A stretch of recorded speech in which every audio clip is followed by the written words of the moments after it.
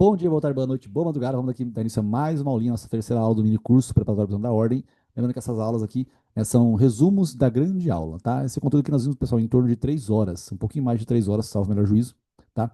Então é bastante coisa. Se você fizer essa leitura aqui, dessa revisão, e não conseguir acertar tantas questões, você precisa assistir a aula extensiva, tá bem? Mas, em todo caso, tem um conteúdo escrito também para você ler. Eu iniciei a aula comentando aqui sobre a tipicidade, a estude, a culpabilidade e a extinção da punibilidade. Você estava mostrando que aquilo que eu fui explicando ao longo do curso, você tem que colocar nos lugares certos, tá? Faz toda a diferença. Por exemplo, erro do tipo fica aqui em cima, erro de proibição fica aqui embaixo, tá bem? Isso é muito importante. A prescrição fica aqui, ó. A prescrição não exclui a culpabilidade, ela exclui, ela extingue a punibilidade, tá bem? Bom, depois eu mencionei a importância de você verificar que nós temos a teoria do crime, a teoria da pena e os benefícios prisionais. Substituição da pena, da PPL pela PRD, que é a pena privativa de liberdade, por uma pena restritiva de direitos. A suspensão da pena, que aqui no caso você vai ser condenado, mas a pena vai ficar suspensa. Você cumpre os mesmos requisitos da PPL pela PRD, mas não conta como remissão, como detração da pena. Na PPL pela PRD, reduz um pouco. Aqui não reduz nada. Se você fizer merda, você vai para cadeia e cumprir a pena inteira, tá bem? E depois você vai para o regime prisional, fechado, semiaberto e aberto. Lembrando que reclusão você pode começar no fechado, no semiaberto e no aberto. Detenção só começa no semiaberto e no aberto, tá bem? Bom, depois evoluímos e vimos aqui, né, essa parte que eu sempre acho legal, porque o aluno sempre acaba errando. E é bom, porque é uma novidade, né? É uma novidade a gente pensar que a conduta voluntária, ela é voluntária até no crime culposo. Porque você pensa que não é conduta voluntária. Não é assim. Você andou de bicicleta porque você quis. Se o seu filho caiu, o resultado é involuntário, mas a sua conduta foi voluntária. Tanto é que a coação física irresistível mostra que a sua conduta é uma conduta involuntária, né? A coação física irresistível mostra que a conduta é involuntária. E aí, consequentemente, você não estuda isso no direito penal. Então, a pessoa não é punida, exclui a tipicidade. O ato reflexo, né, um capotamento na rodovia porque você desviou de um bicho, você não vai responder pelos crimes culposos. Sonambulismo, convulsão, se a pessoa enfiar o dedo na tua boca para que você não enrole a língua, você não vai responder por crime culposo, por lesão corporal culposa. Por quê? Porque você não tinha controle sobre aquele seu ato em si. A conduta dolosa ou culposa, pessoal, lembrando que o dolo é consciência e vontade, tá? No direito penal a gente leva em consideração a vontade e o dolo aqui na consciência para tudo, até para agravantes da pena, certo? Se você cometer um crime culposo, você não vai ter agravante da pena por ter matado uma idosa num acidente de trânsito ou uma criança. Por quê? Porque foi culposo, você não tinha consciência e nem vontade de fazer, você não tinha vontade de fazer aquilo. Para responder por culpa, a gente tem que ter previsão legal, tem que ter agido voluntariamente e tem que ter a previsibilidade objetiva. Se você passar no sinal verde, o que você espera é que a pessoa pare no sinal vermelho. Aqui nós temos também o princípio da confiança, certo? Bom, continuando, nós temos aqui, então, é, a conduta dolosa ou culposa, a previsão legal, a conduta voluntária, a previsibilidade objetiva e o dolo tem o dolo direto e o dolo indireto. O dolo direto é quando você quer o resultado. O dolo indireto é quando você assume o risco do resultado. Só que beber, pessoal, nem sempre é assumir o risco de matar os outros. Então a embriaguez não necessariamente é dolo eventual. Ah, Fábio, mas eu bebi porque eu quis, mesmo assim. A embriaguez absoluta, mesmo sendo voluntária, não significa que você está assumindo o risco de produzir resultado, de matar ninguém, tá bom? Continuando aqui, eu trouxe também pra gente, né, os crimes, né, pessoal, os crimes ativos e omissivos. Então, quando você age, é a regra. Quando você se omite, tem previsão legal dos omissivos próprios, omissão de socorro, com descendência criminosa, não comunicar uma doença de perigo de contágio venéreo, né, são situações específicas, né, em que é omissivo impróprio. Desculpa, é omissivo próprio, está previsto no Código Penal essa situação em si. Só a título de curiosidade, quase nunca não, você pode ter certeza, dificilmente a resposta nas alternativas vai ser omissão de socorro, tá? É muito raro uma das alternativas ser omissão de socorro, lá na prova da OAB. Rafael, e se as quatro forem omissão de socorro? Aí fudeu. Uma vez aconteceu na prova da OAB, as quatro alternativas eram omissão de socorro. Tá? E os omissivos impróprios? Aqui você tem a omissão imprópria, né, que são os casos legais, contratuais e por ingerência. Ingerência é quando você cria o risco legal, né, contratual, você vai cuidar de uma criança e você não presta atenção direito na criança, ela acaba se machucando. Você responde por omissão, né, nesse caso aqui não é omissão de socorro. Você vai responder por aquilo que a criança sofrer. Omissão, você vai responder por lesão corporal dela, homicídio por ela, tá? Depende do caso. Um bombeiro, por exemplo, o salva-vidas, né? O salva-vidas que olhar para uma pessoa morrendo afogada e não fizer nada, ele está se omitindo. Essa omissão ela é penalmente relevante. Ele tinha que ter feito algo para evitar o resultado. Se ele não faz, ele responde por homicídio doloso ou homicídio culposo, depende da intenção dele. E se ele tem intenção de que a pessoa morra afogada, ele vai responder por homicídio consumado, né? E é isso mesmo. Agora, se a pessoa que ele quer que morra não morra porque um outro ajuda, ele responde por omissão imprópria tentada, tá bem? Aqui nós também temos a diretora da escola, ou o diretor da escola, que vê uma professora relar nos alunos e não fala nada, ela também responde por estupro, tá bem? Era porque ela tinha o dever de evitar o resultado, porque estava sob os domínios dela, aquilo ali, certo? Depois eu entrei nos elementos do tipo, pessoal. Os elementos do tipo são as pessoas, né, são as palavras previstas no crime. E se você subtrai coisa ali é móvel, você praticou aquilo que está escrito no Código Penal. Agora, se você subtrai coisa do lixo, você não praticou uma conduta típica, porque coisa que está no lixo não é coisa alheia, não tem dono. Se não tem dono, não praticou os elementos do tipo. E aí você pode fazer várias coisas, como, por exemplo, você ter revistas pornográficas em casa. Você tem para entretenimento pessoal, não é para fins de comércio. Então, consequentemente, não é crime. Tá? Quando você não dá a pensão, alimentícia para o seu filho, você responde por justa causa? Sim, a não ser que você não tenha, você responde, né, por abandono, né?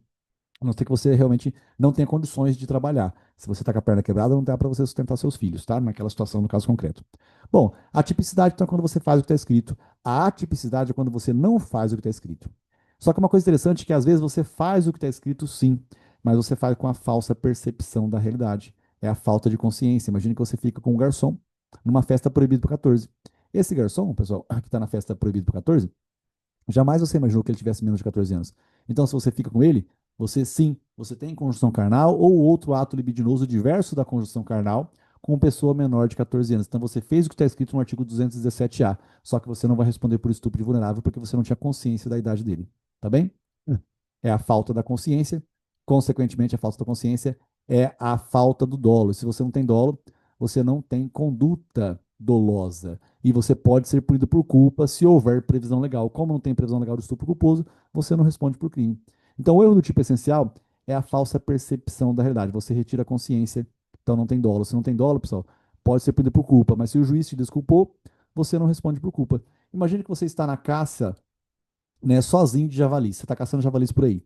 E aí você atira no arbusto e pensou que fosse javali, mas é um ser humano. Nota que você não tinha vontade de matar um ser humano. Você tinha vontade de matar um javali. Só que morreu um ser humano? Morreu um ser humano. Então você não vai responder por dolo. Mas pode responder por culpa? Pode. O juiz vai verificar se ele te desculpa ou se ele não te desculpa.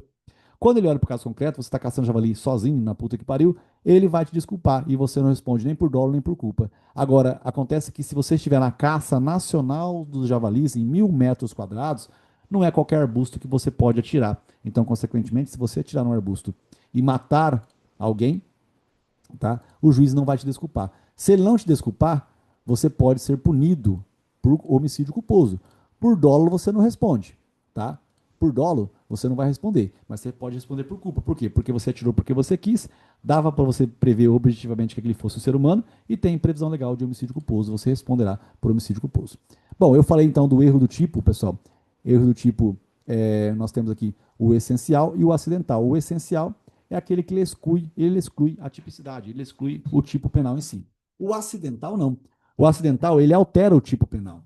Nós temos aberractio ictus, causai, aberractio criminis e o erro em persona. Aberractio ictus é o erro na execução. Mirei um homem e acertei uma mulher. Mulher morreu, respondo por feminicídio? Não, respondo por homicídio porque eu queria matar um homem. O erro na causa, atirei uma pessoa para matar, homicídio simples. Coloquei no porta-mala, joguei no rio. Ela morreu afogada. Respondo por homicídio qualificado por asfixia? Não, respondo por homicídio simples. Aberractio crimes, quero acertar a tua cabeça, dou uma paulada, erro, acerto o carro. Eu vou responder por tentativa de lesão corporal e não vou responder por dano culposo, porque não tem prisão alegando dano culposo. Agora, se eu quero acertar o teu carro e você se joga na frente, se eu acertar o seu carro e você, eu respondo por dano doloso e por lesão corporal culposa, tá bem? Esse é o aberractio criminis. E o erro em personae é o exemplo do irmão gêmeo. Você atira pensando que fosse o promotor de justiça, mas na verdade era o irmão gêmeo dele, que era um arquiteto. Você não vai responder por homicídio qualificado, por ter matado o arquiteto? Vai responder por homicídio qualificado por ter matado o promotor de justiça, porque você queria matar o promotor de justiça, mesmo não sabendo a pessoa correta. Tá bem? Beleza, gente? Depois nós viemos aqui para o nexo causalidade, é a junção da causa efetiva com a causa concorrente. Isso aqui acontece o seguinte: você junta uma causa com outra, então temos as concausas. As concausas, elas são, né, As concausas, elas são absolutamente independentes e relativamente dependentes. Nas absolutamente dependentes, que estavam no quadro anterior, você sempre responderá por tentativa. Então, se você colocar veneno na bebida de alguém, a pessoa beber, mas mesmo assim ela não sabia que era veneno, e ela resolve catar uma arma e atirar na própria cabeça. Nota que você tentou matá-la, mas ela morreu por conta, né, do tiro na própria cabeça. Você responderá por tentativa. Então, nas concausas absolutamente independentes, você sempre responderá por tentativa, não importa se for pré-existente, concomitante ou superveniente. Agora, nas concausas relativamente dependentes, pessoal, vai depender. Se for uma concausa pré-existente e concomitante, você responderá por consumado. Enquanto eu atiro no Asdrubal, ele vai desviando dos carros e aí ele é atropelado e morre. A causa efetiva da morte foi atropelamento, mas a causa concorrente foi o disparo. Eu responderia por consumado, porque está numa situação de relatividade, né? De está numa situação, né, de uma concausa relativamente dependente, tá? E isso, ao mesmo tempo, vai punir por consumado. Agora, aqui na pré-existente, né, se eu colocar açúcar no café do Asdrubal e ele morrer, a diabetes que veio a matá-lo é a causa efetiva e a causa concorrente é o açúcar. Eu tenho que saber do problema de diabetes dele, porque tem que ter consciência e vontade, obviamente, né? E aí, consequentemente, eu respondo por consumado. Agora, o que mais pergunta na prova da B é sobre a relativamente superveniente, situações normais ou anormais. Quando eu atiro para matar o Asdrubal, se ele morrer na mesa de cirurgia, é normal, então eu respondo por consumado. Agora, se ele morrer porque a ambulância capotou, então nota que a causa efetiva da morte, que ocasionou por si só a morte, foi a ambulância. Situação que não é normal, é anormal, responderei por tentativa. Tem que tomar cuidado com alguns casos específicos, né? Por exemplo, em infecção hospitalar. A infecção hospitalar, pessoal, ela não é normal. Mas se ela for uma situação em que eles mostram que o problema que você causou na pessoa automaticamente ocasionou a morte pelo agravamento da infecção hospitalar, aí é uma situação normal da morte. Então você colocou veneno e o problema do veneno ele foi agravado por conta da infecção hospitalar. Então, é uma situação normal essa morte, assim como a cirurgia. Né? Então, você vai responder por homicídio consumado. Depois eu entrei no iter criminis. O iter criminis, ele tem a cogitação, preparação, execução e a consumação. Ou no crime formal, a cogitação, preparação e a consumação junto com a execução. Aqui, resultado apenas jurídico, não resultado naturalístico. Tá bem? No caso dos crimes materiais, exige-se a alteração da natureza das coisas. Se alguém furtar sua casa e quebrar a janela, você vê que alterou as coisas, né? Ou seja, execução e a consumação estão em momentos diferentes, alterou a natureza das coisas, resultado naturalístico aconteceu, não foi somente resultado jurídico. Bom, seja como for, nós temos a cogitação, a preparação, a execução. Na execução, pessoal, nós temos condições alheias à sua vontade e condições por escolha. Às vezes o crime não se consuma porque você escolheu que ele não se consume. Então você tinha 20 balas, você só deu 3 tiros de resistência voluntária. Você não esgotou os meios executórios.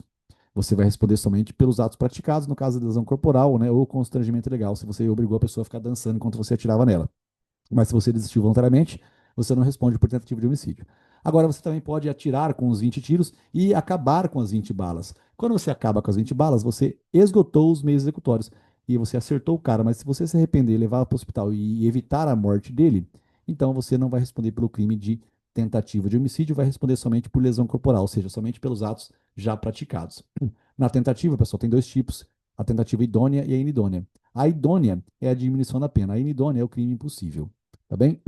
Interessante que aqui eu acabei não comentando, né, na aula extensiva, que quando você, por escolha, desiste voluntariamente ou se arrepende de modo eficaz, essa ponte de ouro você só responde pelos atos praticados. Eu acabei não comentando, né, que você responde por lesão corporal, né, ou pelo esse eventual constrangimento ilegal.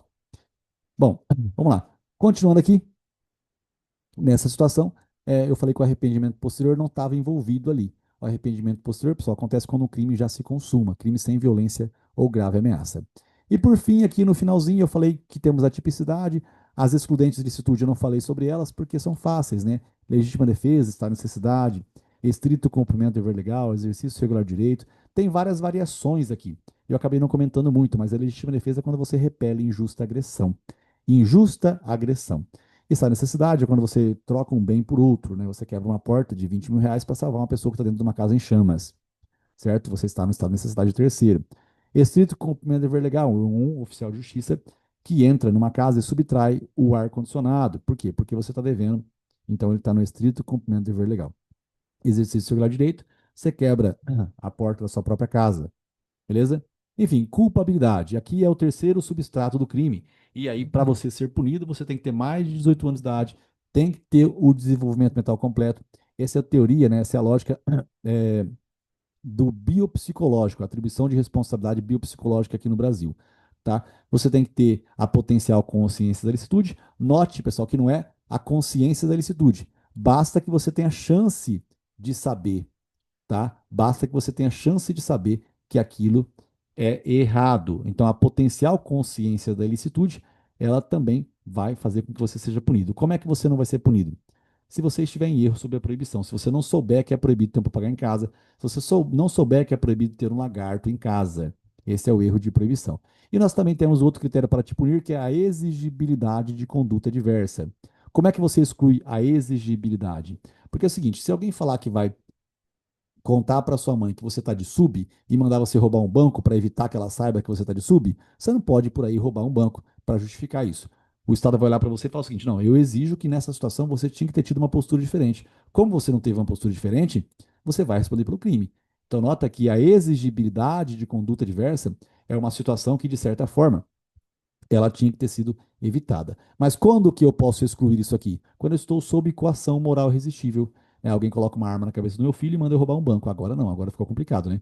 Porque eu vou conseguir justificar para o Estado que eu só roubei o banco porque senão meu filho ia morrer. Tá tranquilo isso daqui.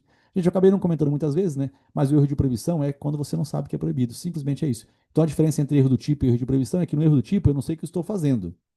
Se eu soubesse que era proibido, eu não faria. Então, esse desculpa, se eu soubesse o que eu estava fazendo, eu não faria. Esse é o erro do tipo. Então, no erro do tipo, eu tenho a falsa percepção da realidade. Eu não sei o que eu estou fazendo, certo? Agora, no erro de proibição, eu sei o que eu estou fazendo. Eu sei que eu tenho um papagaio em casa. Eu sei que eu tenho uma lagarta em casa. Eu sei que tem uma cobra em casa. Eu sei o que eu estou fazendo. Eu só não sabia que isso era proibido. Tá? Esse é o erro de proibição. E a coação moral resistível, eu já expliquei. Agora, a obediência hierárquica a uma ordem não manifestamente legal. Imagina um policial militar, pessoal. O policial ele acaba não olhando corretamente o mandado, né, judicial e ele não sabe que aquele é um mandado falso. Ele acaba entrando na casa porque o delegado só mostrou para ele rapidinho. É uma obediência hierárquica a uma ordem não manifestamente legal. Agora, por exemplo, se o diretor do presídio manda você dar um banho de água gelada nos presos no frio, isso é uma obediência hierárquica a uma ordem ilegal. Então você não pode alegar isso para não responder pelo crime de tortura. Você vai responder pelo crime de tortura, porque você obedeceu hierarquicamente o seu superior, mas você praticou uma obediência que é manifestamente ilegal. Beleza, gente? Então vamos que vamos. Foco, força e fé, farra depois de muito estudo. Se você gostou da aulinha, dá uma curtidinha aí. Não deixa de curtir, não, pelo amor de Deus, né? E manda para um amigo teu, certo? Se você gostou. Foco, força e fé. Até amanhã.